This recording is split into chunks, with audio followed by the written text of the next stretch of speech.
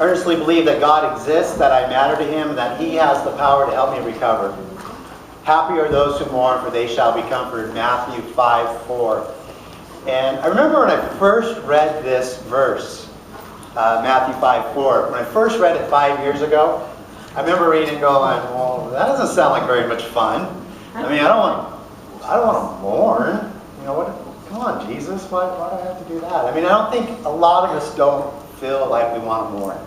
I mean, we don't want to feel bad about anything, really. We don't want to feel bad about our faults. And I realize now when I read that, is that I used to avoid God's path to hope and comfort in my life. I did. And when I read it now, Jesus' path to hope and comfort is completely different than the world's path to hope and comfort, right? See, the world's path to hope and comfort are things like alcohol, right? If you feel uncomfortable about your life, have a drink. Feel comfortable, right? Or it might be the drug of choice that you have. Maybe it's something that you snort, or you pop and swallow, or it's something that you smoke, or you inject in your body. That gives you hope and comfort too. And for some of us, it's gambling. Some of us like to gamble. We get that adrenaline rush. You know, we think, if I could just win the big one, if I could just win it, my life would be so much better. Some of us, our path to hope and comfort is shopping, right? It's so funny, today I was driving here and I saw this license plate frame that says, happiness is going shopping.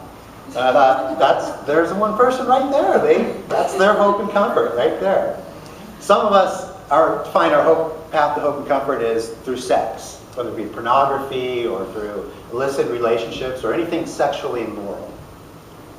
You know, it eases kind of an escape. It's exciting. Some of us, it's anger. And believe it or not, some of us feel so uncomfortable about our lives that we want to make other people feel uncomfortable about theirs. And we get angry. Other people, it's food. So we don't just eat food to nourish our bodies. We eat food to escape, to find a path to hope and comfort. For some of us, it's work.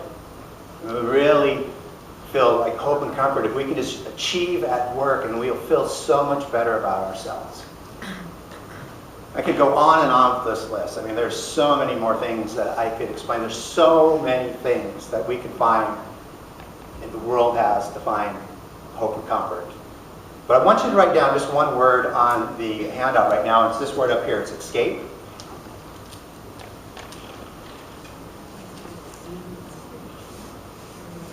Escape. See, the problem with all that world's path to hope and comfort is, well, first of all, we want to find hope and comfort as easily as possible, right? And when it'll leave us addicted. I mean, if we keep going for those things, it's going to leave us addicted. See, life's all about Matthew 5:4. It's all about happy are those who mourn, for they shall be comforted. That's how God comforts us. That's the path. So the three things I want to talk about tonight, and the first one's on your handout. We want to see who God really is. Now, we could spend all night on this, but I want to just talk about what he's not and what sometimes we think he is. See, I think some of us think that God's out to condemn us, and he's not. Up here on the screen and on your handout, Romans 8:34 says, "Who then will condemn us? Will Christ? No. For he is the one who died for us and came back to life again for us, and is sitting at the place of highest honor next to God, pleading for us there in heaven." See, I can totally understand how that we felt, I think one time in all our lives, that we felt that God was out to condemn us or doing something to condemn us. Amen. And the reality is that he died for us, you know. And he's sitting at the right hand of the Father right now, pleading for us, praying for us. See, what is God really like? Who is God? God is a God of compassion. On your handout there in Psalms 86:15 it says, "But you, O Lord, are a compassionate and gracious God, slow to anger, abounding in love and faithfulness." See, he's a compassionate God. Who is God? Who really is God? 2 Corinthians 1:3 says, "God is the Father who is full of mercy and all comfort." That's who God really is. He's a God full of mercy and all comfort.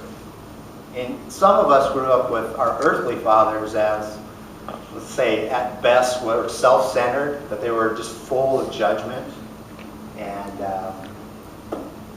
they were very distant from us. But right here it tells us that that's not who God is. And if you had a father like that, that your earthly father was like that, I'm sorry. I really am. I can understand. I can sympathize with you. But don't put that onto God. He is a God who's full of mercy, full of comfort. And he wants to have a relationship with you. Okay? The second